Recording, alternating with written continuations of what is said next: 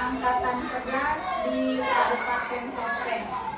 Namun sebelum saya melanjutkan pemaparan saya, terlebih dahulu kita akan mendengarkan sambutan yang akan dibawakan oleh Ibu Kepala SDN 134 Malekana. Kepada Ibu disilakan dengan hormat. Bismillahirrahmanirrahim. Assalamualaikum warahmatullahi wabarakatuh. Waalaikumsalam warahmatullahi wabarakatuh. Bersyukur kita panjatkan hadirat Allah Subhanahu wa taala yang telah memberi kesempatan, kesehatan, hidayah kepada kita semua sehingga pada pagi hari ini kita diberi kesempatan untuk mengikuti suatu kegiatan yaitu tentang pemaparan guru penggerak kita, yaitu menyebabkan pemahaman dan penerapan budaya positif di sekolah ini. Dan kita harus merasa bersyukur juga karena adanya salah satu teman kita yaitu ikut guru penggerak.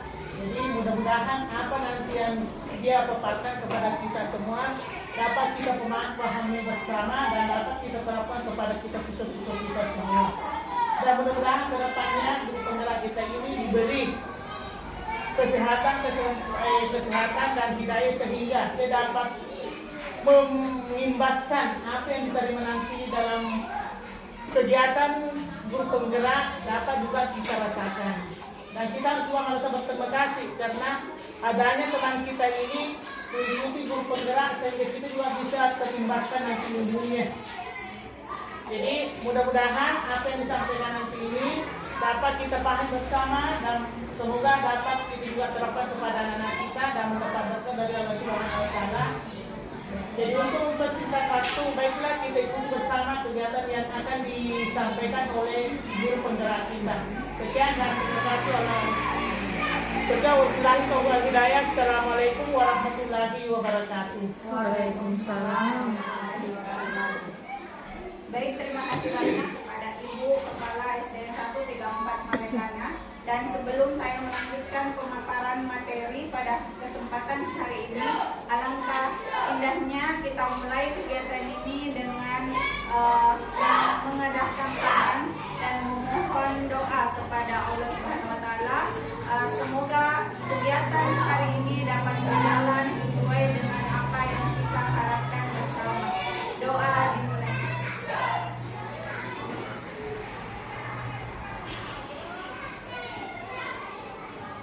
Amin ya rabbal alamin. Baik Bapak Ibu, terima kasih banyak atas segala waktu, kesempatan untuk membersamai kegiatan saya hari ini sebagai bagian dari program kegiatan pendidikan guru penggerak yang saya ikuti. Saya diminta untuk melakukan IHT, in-house training, terhadap penyebaran pemahaman dan penerapan pendalaman materi budaya positif. Materi budaya positif ini kami dapatkan di pendidikan program guru penggerak ini pada modul pertama, yakni modul 1.4. Baik Bapak Ibu, budaya positif. Sebenarnya kita sudah sering melakukan budaya positif. Budaya positif itu adalah pembiasaan yang bernilai positif, di dalamnya mengandung sejumlah kegiatan yang mampu menumbuhkan karakter siswa. Saya yakin dan percaya di sekolah kita ini sudah begitu banyak program dan kegiatan yang dilakukan Bapak Ibu guru dalam bentuk menumbuhkan budaya positif.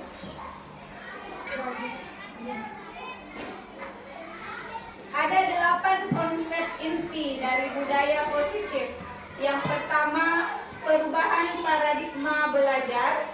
Yang kedua adalah disiplin positif. Yang ketiga, nilai-nilai kebajikan. Yang keempat, kebutuhan dasar manusia.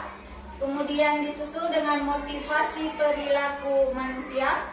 Dan ada posisi kontrol guru. Kemudian ada keyakinan kelas. Dan yang terakhir adalah segitiga restitusi. Kedelapan konsep inti budaya positif ini nantinya insya Allah yang akan saya sampai di akhir sesi Bapak Ibu. Kita lanjut dengan pembelajaran berbasis paradigma baru. Pembelajaran dengan paradigma baru adalah pembelajaran yang dirancang berdasarkan prinsip pembelajaran yang berpihak kepada murid dan berdiferensiasi. Saya rasa ini sudah sering sekali kita dengar ya Bapak Ibu, bahwa pembelajaran saat ini sangat diharapkan adalah berpihaknya kepada murid dan tentunya dilakukan dengan sistem berdiferensiasi. Sehingga setiap murid nantinya akan belajar sesuai dengan kebutuhannya dari tahap perkembangannya untuk mewujudkan yang namanya profil pelajar Pancasila. Profil pelajar Pancasila ini terdiri dari 6 dimensi yang harus kita tumbuh kembangkan dalam proses pembelajaran. Baik Bapak Ibu, budaya positif. Sebenarnya kita sudah sering melakukan budaya positif. Budaya positif itu adalah pembiasaan yang bernilai positif. Di dalamnya mengandung sejumlah kegiatan yang mampu menumbuhkan karakter siswa. Saya yakin dan percaya di sekolah kita ini sudah begitu banyak program dan kegiatan yang dilakukan Bapak Ibu guru dalam bentuk menumbuhkan budaya positif.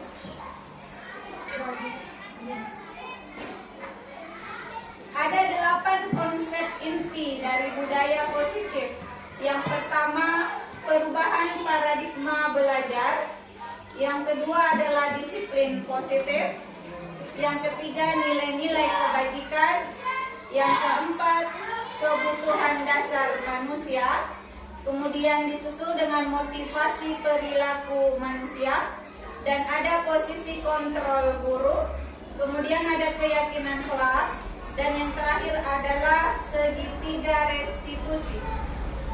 Kedelapan konsep inti budaya positif ini nantinya insya Allah yang akan saya paparkan sampai di akhir sesi Bapak Ibu. Kita lanjut dengan pembelajaran berbasis paradigma baru. Pembelajaran dengan paradigma baru adalah pembelajaran yang dirancang berdasarkan prinsip dengan pembelajaran berbasis paradigma baru. Pembelajaran dengan paradigma baru adalah pembelajaran yang dirancang berdasarkan prinsip pembelajaran yang berpihak kepada murid dan berdiferensiasi. Saya rasa ini sudah sering sekali kita dengar ya Bapak Ibu, bahwa pembelajaran saat ini sangat diharapkan adalah berpihaknya kepada murid dan tentunya dilakukan dengan sistem berdiferensiasi. Sehingga setiap murid nantinya akan belajar sesuai dengan kebutuhannya dari tahap perkembangannya untuk mewujudkan yang namanya profil pelajar Pancasila. Profil pelajar Pancasila ini terdiri dari 6 dimensi yang harus kita tumbuh kembangkan dalam proses pembelajaran kreatif. Kita masih di awal tadi ada perubahan paradigma dengan tema profil pelajar Pancasila. Nah sekarang Bapak Ibu di sini ada satu contoh kegiatan tentang perubahan paradigma. Namanya kegiatan kepalan tangan. Mari kita sama-sama membayangkan Bapak Ibu. Andaikan ya kita punya secari kertas kecil, kemudian kita menuliskan satu benda atau sesuatu yang sangat berharga untuk kita, atau minimal kita tidak usah menulis, tetapi kita bisa membayangkan kita menyimpan satu benda yang sangat berharga ke dalam kepalan tangan kita. Kemudian salah satu dari teman kita berusaha untuk membuka kepalan tangan kita ini. Apakah Bapak Ibu akan membiarkan kepalan tangannya dibuka atau akan mempertahankan kepalan tangan ini untuk tetap dalam genggaman Bapak Ibu? Nah, di sini ada ya pertanyaannya Bapak Ibu.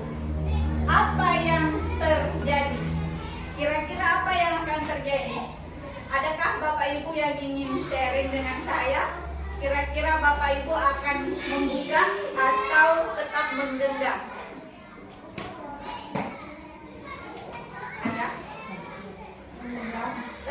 menggenggam ya Bu ya, mempertahankan apa yang menurut Ibu sangat berharga ya. Baik, ada yang lain mungkin Bapak Ibu? Tidak, sepakat ya, kita akan terus menggenggam apa yang kita anggap berharga untuk diri kita. Baik, itu adalah paradigma ya Bapak Ibu. Kita tentunya akan mempertahankan apa yang sudah menjadi hak kita. Kita tidak mungkin ingin membiarkan orang lain merusaknya atau mempengaruhinya. Tapi apakah ini akan baik atau tidak? Tentunya tergantung dari paradigma yang ada di dalam diri kita masing-masing. Baik Bapak Ibu, kita ke sini. Untuk memahami paradigma perubahan, ternyata ada miskonsepsi tentang teori kontrol. Kalau tadi Ibu mengatakan saya ingin tetap mempertahankan. Nah, teori kontrol diri Ibu itu nanti akan masuk di dalam teori kontrol yang seperti apa. Nah, di miskonsepsi tentang teori kontrol yang pertama adalah ilusi mengontrol murid. Ini biasa kita alami sebagai seorang guru. Selanjutnya ada ilusi bahwa kritik dan membuat rasa bersalah mampu menguatkan karakter. Kemudian ada ilusi bahwa semua penguatan itu positif dan bermanfaat. Dan yang terakhir ada ilusi bahwa orang dewasa berhak memaksa. Ini adalah ilusi tentang teori kontrol. Nah, apa sih sebenarnya teori kontrol itu? Ternyata teori kontrol itu adalah kontrol diri sendiri. Teori kontrol itu kita hanya bisa mengontrol diri kita sendiri. Kita tidak bisa mengontrol orang lain. Dan setiap tindakan yang kita lakukan memiliki tujuan, termasuk mengontrol murid. Sebenarnya itu tidak bisa terjadi kecuali ketika murid itu sendiri memang menyiapkan dirinya untuk dikontrol oleh gurunya. Baik, kita akan lihat bersama satu persatu Bapak Ibu. Menurut psikiater dan pendidik dari Dr. William Glasser dalam kontrol teori tentang makna kontrol. Ini tadi yang pertama, ilusi guru mengontrol murid. Pada dasarnya kita tidak dapat memaksa murid untuk berbuat sesuatu jikalau murid itu memang tidak ingin melakukannya, kecuali kita akan mampu mengontrolnya jika memang murid itu bersedia untuk dikontrol. Ini yang pertama. Jadi ilusi tadi mengontrol murid sebenarnya memang hanya sebatas ilusi, bukan teori kontrol yang sesungguhnya. Dan yang kedua,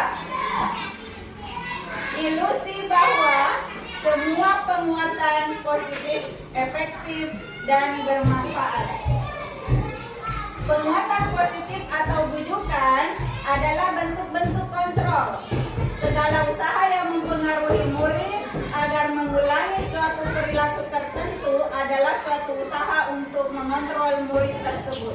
Terkadang kita mengatakan, ayo nak, nanti ibu ini dan sebagainya, kita membujuk. Itu juga merupakan bentuk perilaku kontrol kepada murid. Selanjutnya, yang ketiga, ada ilusi bahwa kritik dan membuat orang merasa bersalah dapat menguatkan karakter. Menggunakan kritik dan rasa bersalah untuk mengontrol murid menuju pada identitas gagal. Kenapa identitasnya murid kita gagal? Karena mereka belajar menjadi merasa buruk terhadap dirinya sendiri. Karena kita mendidiknya untuk selalu merasa bersalah. Selanjutnya, ada ilusi bahwa orang dewasa memiliki hak untuk memaksa.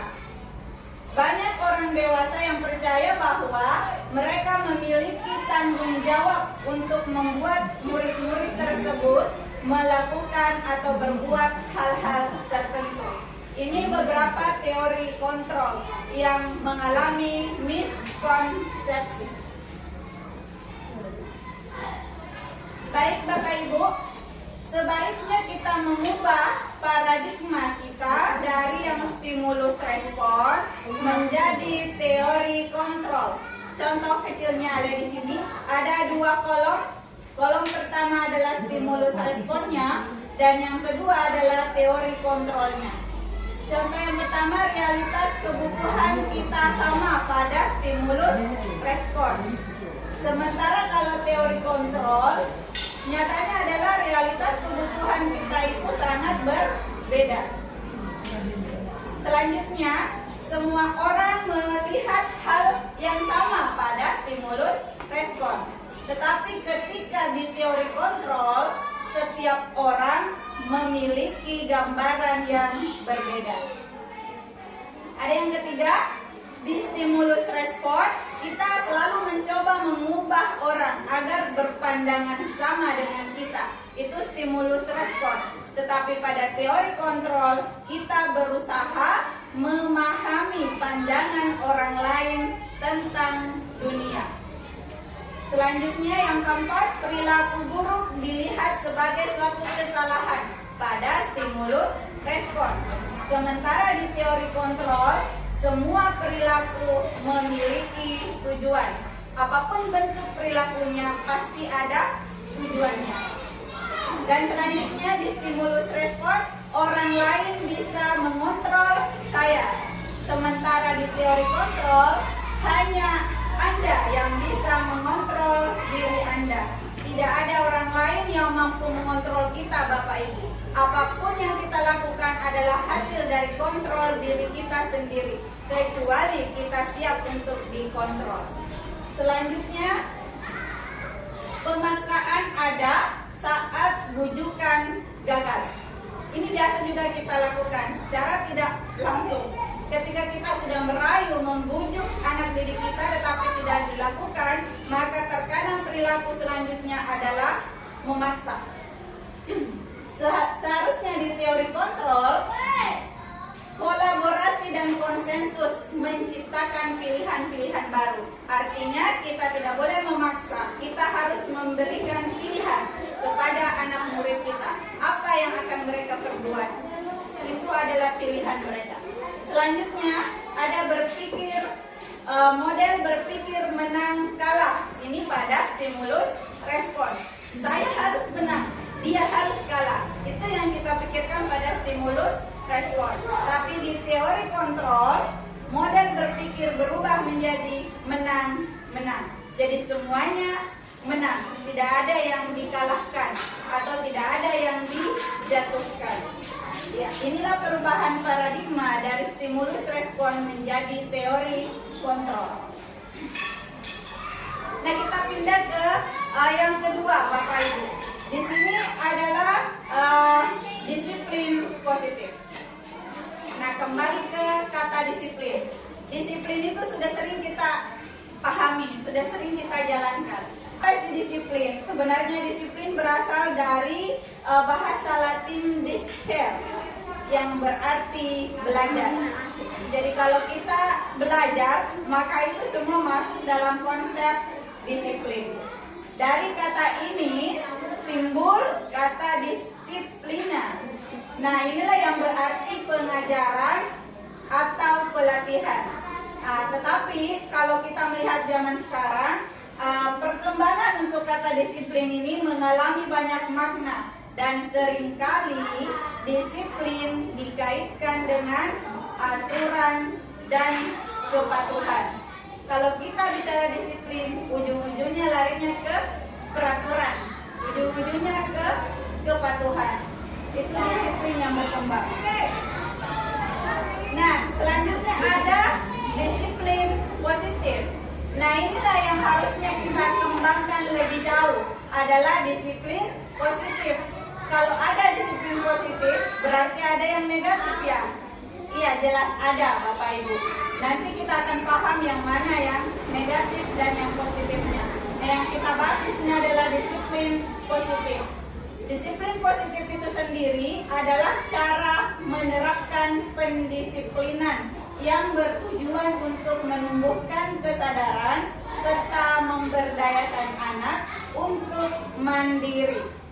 Disiplin positif dilakukan supaya anak melakukan sesuatu bukan karena ditakut-takuti dengan hukuman, dengan ancaman, atau karena dijanjikan sogokan atau hadiah. Jadi inilah kegiatan disiplin positif. Lalu apa fungsi kita sebagai seorang pendidik? Nah, sebagai pendidik, tujuan kita tentunya adalah menciptakan anak-anak yang memiliki disiplin diri, sehingga mereka bisa berperilaku dengan mengacu pada nilai-nilai kebajikan universal dan memiliki motivasi intrinsik, bukan ekstrinsik. Untuk nilai-nilai kebajikan universal dan motivasi intrinsik sama ekstrinsik akan kita dapatkan pemaparannya lebih lanjut di pemaparan berikutnya.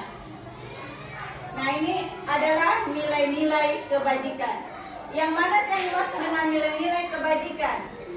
Nilai-nilai kebajikan sendiri adalah nilai yang sudah disepakati bersama, lepas dari suku bangsanya, agamanya, bahasanya, maupun latar belakangnya. Adapun contoh-contoh nilai kebajikan dari sebuah institusi atau organisasi, di sini yang biasa kita gunakan adalah profil pelajar Pancasila. Ya, nilai kebajikan yang ada pada profil pelajar Pancasila yang pertama, beriman, bertakwa kepada Tuhan Yang Maha Esa, kemudian berakhlak mulia, mandiri, bernalar kritis, berkebinekaan global, bergotong royong, kreatif. Selanjutnya nilai kebajikan apa lagi? Ada nilai kebajikan tentang toleransi, rasa hormat, integritas, mandiri, menghargai, antusias, empati, dan masih banyak yang lainnya. Sampai di keterampilan hidup, ada dapat dipercaya, pendengar yang baik, tidak merendahkan orang lain, memberikan yang terbaik dari diri.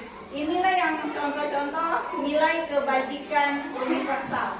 Semua agama menganutnya, semua ras menganutnya, semua suku melakukannya. Jadi lepas dari semua identitas, kita harus memunculkan nilai-nilai kebajikan.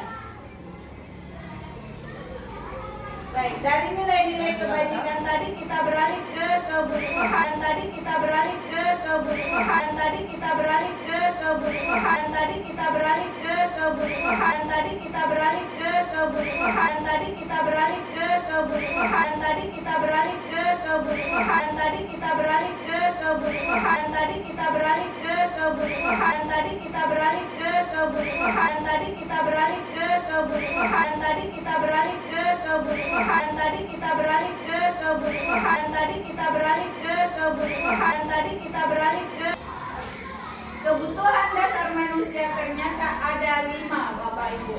Yang pertama, bertahan hidup. Kita butuh bertahan hidup. Yang mana yang bertahan hidup? Kita butuh rumah, kita butuh makan, dan kita butuh kesehatan. Itu yang ada di dalam bertahan hidup. Namanya kebutuhan fisiologis. Selanjutnya yang kedua adalah kebutuhan dasar manusia berupa kasih sayang. Kita butuh untuk disayangi. Kita butuh untuk diterima dalam kondisi apapun. Ya, biasa meliputi kebutuhan akan hubungan dan sosial. Ada yang namanya berumah tangga dan sebagainya, itu masuk dalam kebutuhan untuk berkasih sayang. Selanjutnya kebutuhan yang ketiga adalah penguasaan. Kebutuhan penguasaan atau pengakuan atas kemampuan ini bisa mencapai sesuatu. Kita butuh untuk diakui bahwa saya ini mampu, saya ini terampil, saya ini berprestasi. Itu adalah penguasaan. Selanjutnya ada kebutuhan untuk bebas atau kebebasan. Kebutuhan bebas ini adalah kebutuhan yang dibutuhkan untuk mandiri. Kita butuh untuk otonomi sendiri. Kita butuh untuk memiliki pilihan, mampu mengendalikan arah hidup seseorang. Ini merasa bebas. Bebas menentukan apa yang kita inginkan. Selanjutnya kebutuhan apa lagi?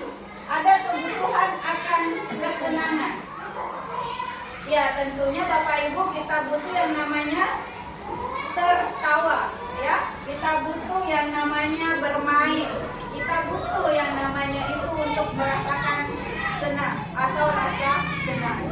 Kalau kita tidak sering tertawa, tidak sering tersenyum, nanti kita cepat tua. Alhamdulillah Bapak Ibu guru yang ada di sini semuanya awet muda, karena ini 5 kebutuhan dasar manusianya terpenuhi dengan baik, termasuk kebutuhan akan kesenangan. Baik, selanjutnya kita beralih ke teori motivasi perilaku manusia. Ini yang tadi ada di bagian awal, ada 2 ya, motivasi ekstrinsik dan motivasi intrinsik, atau biasa juga dikenal dengan istilah motivasi eksternal dan internal. Yang mana eksternal dan ekstrinsik itu? Eksternal atau ekstrinsik itu adalah motivasi yang datang karena adanya pengaruh dari luar diri kita. Ada pengaruh dari orang lain atau lingkungan kita. Ada contohnya di nomor 1, teori motivasi perilaku manusia adalah untuk menghindari yang namanya ketidaknyamanan atau hukuman. Biasa kita mengatakan apa yang akan terjadi apabila saya tidak melakukannya. Sama dengan murid kita. Kalau saya tidak menyapu di kelas, maka saya akan oleh ibu guru. Inilah teori motivasi yang paling rendah kedudukannya. Dia berada di motivasi eksternal. Selanjutnya yang kedua adalah teori motivasi untuk mendapatkan imbalan dari orang lain atau sebuah institusi. Biasanya orang akan melakukan sesuatu jikalau ada iming-imingnya. Ya, apa yang akan saya lakukan ini nantinya akan mendapatkan sesuatu jika saya melakukannya. Ini adalah teori motivasi rendah kedua. Selanjutnya,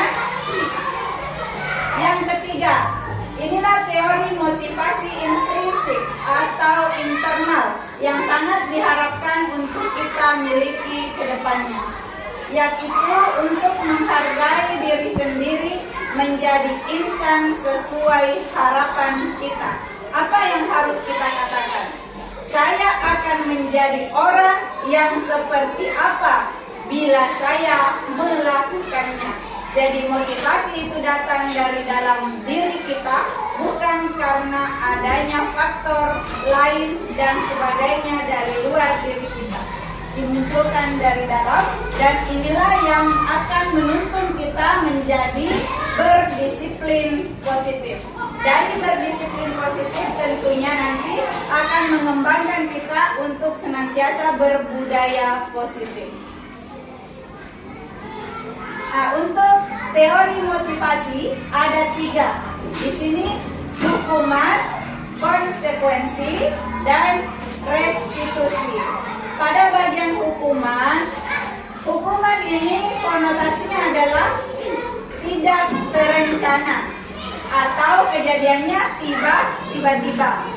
Murid tidak tahu apa yang akan terjadi dan mereka tidak dilibatkan. Kemudian untuk hukuman bersifat satu arah, misalnya dari gurunya saja, itu hukuman. Kemudian ada berupa hukuman fisik atau psikis. Selanjutnya di bagian konsekuensi. Nah, kalau untuk konsekuensi berbeda dari hukuman. Konsekuensi sudah terencana, sudah disepakati sesuai peraturan. Kemudian murid tetap dibuat tidak nyaman. tidak nyaman karena akan mendapatkan sesuatu. Dan yang selanjutnya adalah sikap guru selalu memonitor murid. Ini masuk dalam kategori konsekuensi. Dan yang ketiga adalah restitusi. Nah, di restitusi ini adalah proses menciptakan kondisi bagi murid untuk memperbaiki kesalahan. Proses kolaboratif yang mengajarkan murid untuk mencari solusi sendiri. Jadi bukan guru yang menentukan hukuman atau konsekuensi, tetapi bisa saja datang dari murid itu sendiri. Kita beralih ke selanjutnya dari budaya positif, yaitu 5 posisi kontrol guru. Apa saja posisi kontrol kita sebagai guru? Yang pertama, kita penghukum. Yang kedua, pembuat merasa bersalah. Yang ketiga adalah teman. Yang keempat adalah pemantau. Dan yang terakhir adalah manajer. Kita berada di manakah kita nantinya, Bapak Ibu? Kita akan lihat bersama. Ada beberapa contoh dan ada beberapa posisi guru. Ada beberapa siswa tidak ada beberapa atribut, ada beberapa upacara, ada beberapa posisi, ada beberapa guru sebagai pemimpin akan memberikan hukuman, ada hormat pada bendera selama 1 jam. Ini namanya gurunya, posisinya adalah penghukum. Ada ibu bapak, ada memberitahu kamu, ada kamu selalu ada mengecewakan ibu, ada bapak. Nah, ada posisi kontrol adalah ada berbuat merasa bersalah. Jadi ada beberapa memaki, ada beberapa menyampaikan sesuatu, kemudian ada akan merasa bersalah. Ada beberapa posisi kontrol kita, ada beberapa pembuat merasa bersalah. Contoh berikutnya adalah, ayo dong ikuti aturan sekolah. Tolong nak bantu ibu bapak ya. Sekali ini. Ya sudah, tidak apa-apa. Lain kali jangan sampai berbuat seperti ini lagi ya. Nah, kalau kita melakukan hal seperti ini kepada murid, maka posisi kontrol kita adalah sebagai teman. Selanjutnya, kamu sudah melanggar peraturan sekolah. Kamu tahu konsekuensinya apa? Setelah upacara kamu beli atributnya ke koperasi dan jangan diulangi lagi. Nah, ini adalah posisi kontrol kita sebagai pemantau. Karena pasti akan dicek lagi si anak ini dari beli atau tidak. Kemudian yang terakhir, contoh penerapannya di posisi kontrol manajer. Apakah kamu tahu kesalahanmu? Kira-kira bagaimana kamu memperbaiki kesalahanmu? Nah, ini adalah posisi kontrol manajer. Sesungguhnya posisi kontrol manajer inilah yang diharapkan untuk membangun disiplin diri yang muncul dari dalam motivasi anak itu sendiri. Baik Bapak Ibu, di sini ada beberapa pertanyaan dan kasus. Baik Pak, baik kontrol apa Bapak aku? Baik kasusnya, baik Bapak. Baik Bapak, anggap baik Bapak menyampaikan baik Bapak kita. Saya kecewa sekali dengan kamu. Baik Bapak, maka ini adalah posisi kontrol. Baik Bapak, apa baik Bapak? Baik Bapak, dari 5 baik Bapak yang tadi. Baik Bapak, saya baik Bapak. Baik Bapak, ini ada baik Bapak. Membuat merasa bersalah. Baik Bapak, teman. Baik Bapak, dan baik Bapak. Baik Bapak. Baik Bapak, saya kecewa dengan kamu. Baik Bapak sekali Bu. Baik, namanya adalah baik Bapak, posisi kontrol. Baik, membuat merasa bersalah. Baik Bapak, kamu. Bagaimana dengan yang ini? Namanya adalah posisi apa rencana buat merasa bersalah. Bagaimana dengan yang ini? Ini adalah kondisi apa rencana untuk menyelesaikan masalah ini? Manajer. Ya. Jadi kita berposisi sebagai manajer karena bukan kita yang menentukan solusi. Manajer, ya. Jadi kita berposisi sebagai manajer ini karena bukan kita yang menentukan solusi untuk menyelesaikan masalah ini. Dan selanjutnya yang ketiga, ini adalah kondisi kontrol kamu tidak manajer benar melakukannya. Kita berposisi sebagai manajer karena bukan kita yang menentukan solusi. Selanjutnya kita beralih ke teori motivasi perilaku manusia. Ini yang tadi manajer. Dan selanjutnya yang ketiga, kita berposisi sebagai manajer karena bukan kita yang menentukan solusi, tidak pernah benar melakukannya. Dan selanjutnya yang ketiga, kamu tidak pernah benar melakukannya, tidak pernah benar melakukannya. Kesenangan. Ini baik. Selanjutnya beralih ke teori motivasi perilaku manusia. Kamu tidak pernah posisi kontrol apa, Bapak Ibu? Ini baru masuk ke posisi kontrol pemantau. Jadi kita akan memantau seberapa benar nanti akan melakukan selanjutnya. Baik, selanjutnya kamu tidak pernah mendapat nilai jika tidak mengerjakan tugas. Penghukum. Jadi ada hukuman. Ya, itulah posisi kontrol guru. Kita beralih ke yang selanjutnya, keyakinan kelas. Mengapa keyakinan kelas? Mengapa bukan peraturan kelas? Ya, kenapa berbeda ya antara keyakinan dan peraturan? Mari kita lihat Bapak Ibu.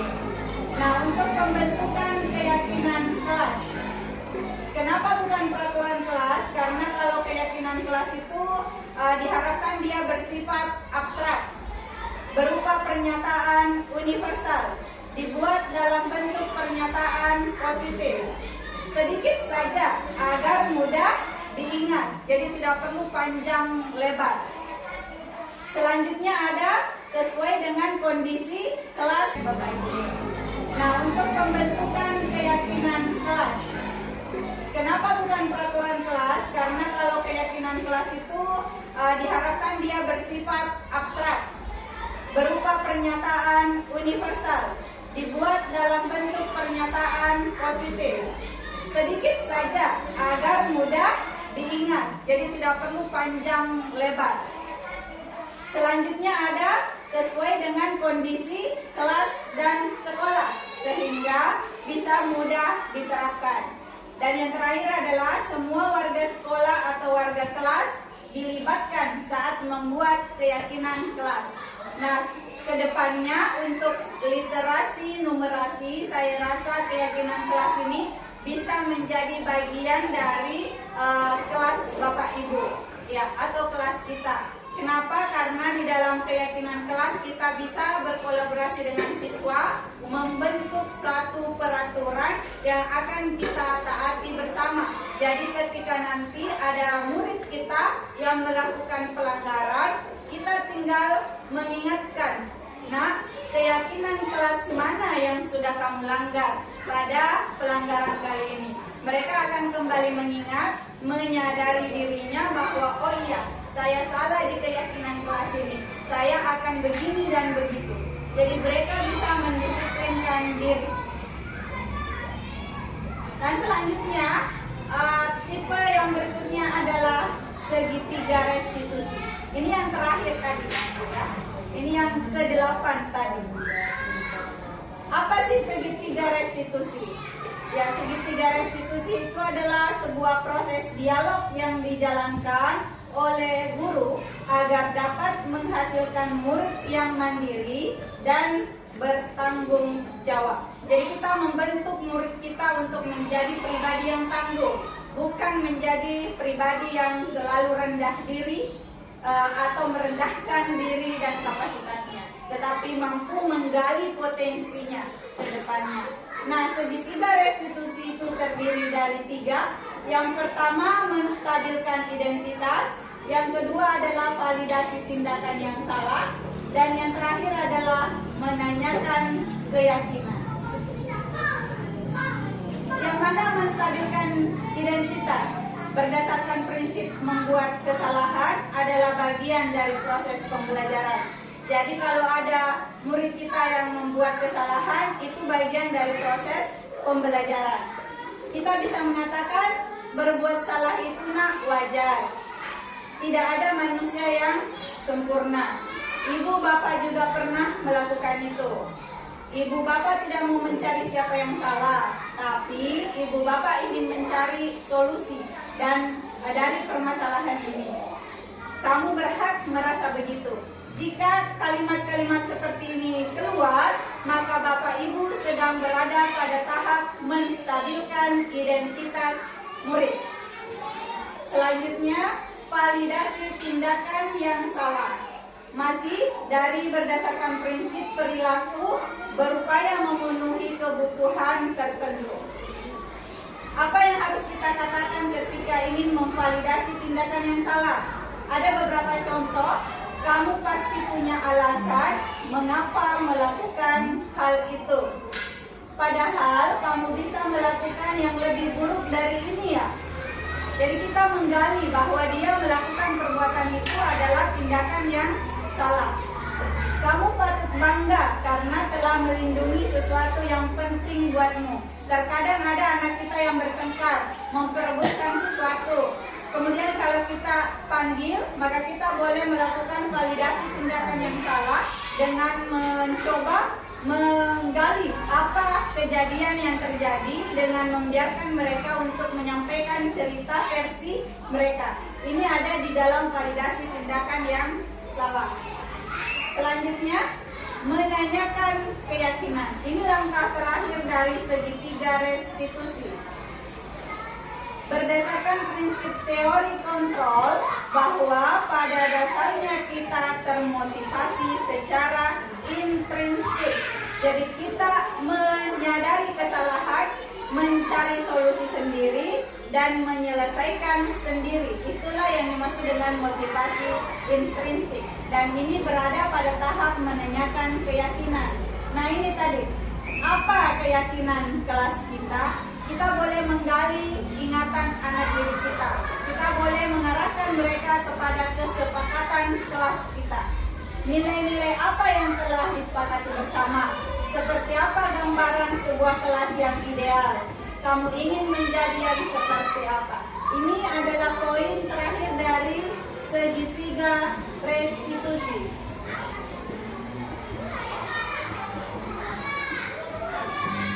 Baik Bapak Ibu, di sini kesenangan. Baik, selanjutnya kita beralih ke teori motivasi perilaku manusia. Ini yang tadi ada, yang mana menstabilkan identitas berdasarkan prinsip membuat kesalahan adalah bagian dari proses pembelajaran. Jadi kalau ada murid kita yang membuat kesalahan, itu bagian dari proses pembelajaran. Kita bisa mengatakan berbuat salah itu nak wajar. Tidak ada manusia yang sempurna. Ibu bapak juga pernah melakukan itu. Ibu bapak tidak mau mencari siapa yang salah, tapi ibu bapak ingin mencari solusi dan dari permasalahan ini. Kamu berhak merasa begitu. Jika kalimat-kalimat seperti ini keluar, maka bapak ibu sedang berada pada tahap menstabilkan identitas murid. Selanjutnya, validasi tindakan yang salah. Masih dari berdasarkan prinsip perilaku berupaya memenuhi kebutuhan tertentu. Apa yang harus kita katakan ketika ingin memvalidasi tindakan yang salah? Ada beberapa contoh. Kamu pasti punya alasan mengapa melakukan hal itu. Padahal kamu bisa melakukan yang lebih buruk dari ini ya. Jadi kita menggali bahwa dia melakukan perbuatan itu adalah tindakan yang salah. Kamu patut bangga karena telah melindungi sesuatu yang penting buat selanjutnya, validasi tindakan yang salah. Masih dari berdasarkan prinsip perilaku berupaya memenuhi kebutuhan tertentu. Apa yang harus kita katakan ketika ingin memvalidasi tindakan yang salah? Ada beberapa contoh. Kamu pasti punya alasan mengapa melakukan hal itu. Padahal kamu bisa melakukan yang lebih buruk dari ini ya. Jadi kita menggali bahwa dia melakukan perbuatan itu adalah tindakan yang salah. Kamu patut bangga karena telah melindungi sesuatu yang penting buatmu. Terkadang ada anak kita yang bertengkar, memperebutkan sesuatu. Kemudian kalau kita panggil, maka kita boleh melakukan validasi tindakan yang salah dengan mencoba menggali apa kejadian yang terjadi dengan membiarkan mereka untuk menyampaikan cerita versi mereka. Ini ada di dalam validasi tindakan yang salah. Selanjutnya dalam validasi tindakan yang salah. Selanjutnya menanyakan keyakinan. Ini langkah terakhir dari segitiga restitusi. Berdasarkan prinsip teori kontrol bahwa pada dasarnya kita termotivasi secara intrinsik. Jadi kita menyadari kesalahan, mencari solusi sendiri, dan menyelesaikan sendiri. Itulah yang dimaksud dengan motivasi intrinsik. Dan ini berada pada tahap menanyakan keyakinan. Nah ini tadi, apa keyakinan kelas kita? Kita boleh menggali ingatan anak didik kita. Kita boleh mengarahkan mereka kepada kesepakatan kelas kita. Nilai-nilai apa yang telah disepakati bersama? Seperti apa gambaran sebuah kelas yang ideal? Kamu ingin menjadi yang seperti apa? Ini adalah poin terakhir dari segitiga restitusi.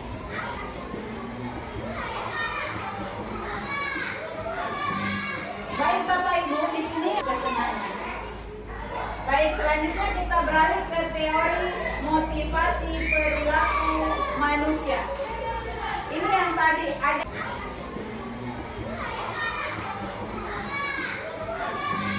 Baik Bapak Ibu, di sini ada contoh penerapan segitiga restitusi yang telah saya coba praktekkan bersama dengan anak didik kita.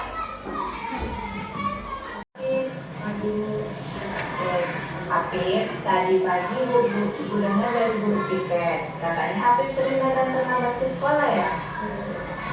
Nah, kira-kira Apip masih ingat berapa kali datang terlambat ke sekolah? 5 kali.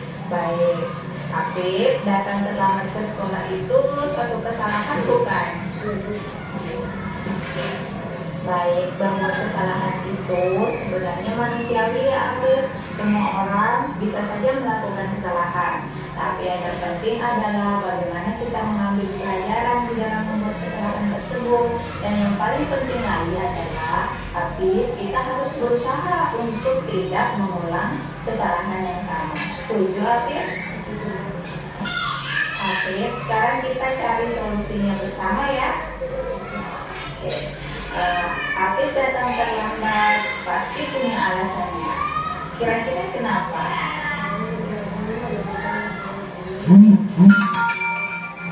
Oke, kamu tahu keyakinan kelas kita Apip yang sudah kita sepakati bersama? Sama. Menurut Apip, keyakinan kelas apa yang sudah Apip langgar? Disiplin. Menurut Apip, disiplin itu berguna tidak untuk Apip?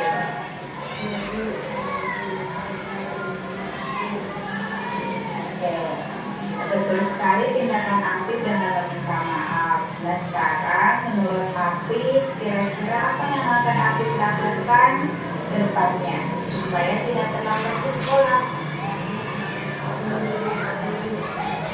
Nah sekarang Apip sudah menemukan solusinya. Kapan Apip akan mulai melakukannya? Mulai sekarang. Baik Apip, nanti ibu guru akan bantu dengan bicara bersama dengan orang tua Apip supaya Apip tidak akan terlambat lagi ke sekolah. Bagaimana? Oke, terima kasih Apip. Sekarang Apip boleh kembali ke kelas.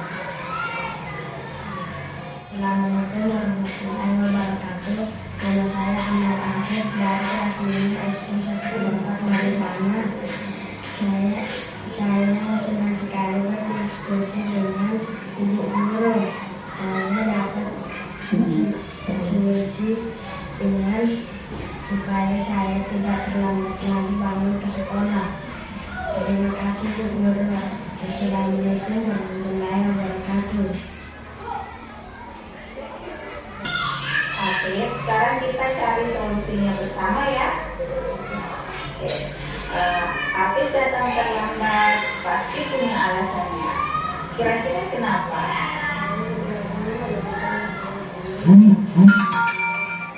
Oke.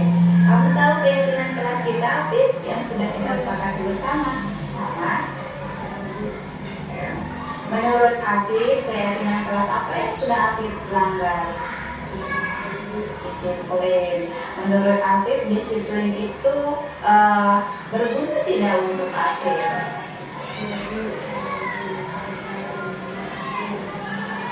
Oke. Betul sekali tindakan Apit dengan meminta maaf. Nah sekarang menurut Apit, kira-kira apa yang akan Apit lakukan ke depannya supaya tidak terlambat ke sekolah? Sudah Apit langgar disiplin. Menurut Apit, disiplin itu berguna tidak untuk Apit?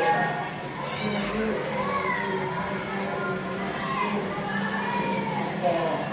Betul sekali tindakan Apit dengan meminta maaf. Nah sekarang menurut Apit, kira-kira apa yang akan Apit lakukan ke depannya supaya tidak terlambat ke sekolah? Nah sekarang Apit sudah menemukan solusinya. Kapan Apit akan mulai melakukannya? Mulai sekarang. Baik Apit, nanti ibu guru akan bantu dengan bicara bersama dengan orang tua Apit supaya Apit tidak akan terlambat lagi ke sekolah. Bagaimana? Oke, terima kasih Apit. Sekarang Apit boleh kembali ke kelas. Assalamualaikum warahmatullahi wabarakatuh. Nama saya Ahmad Akhir dari kelas 9 SD 1 Bapak Marifana. Saya senang sekali berdiskusi dengan ibu guru. Saya dapat solusi dengan supaya saya tidak terlambat lagi bangun ke sekolah. Terima kasih Bu Guru. Assalamualaikum warahmatullahi wabarakatuh.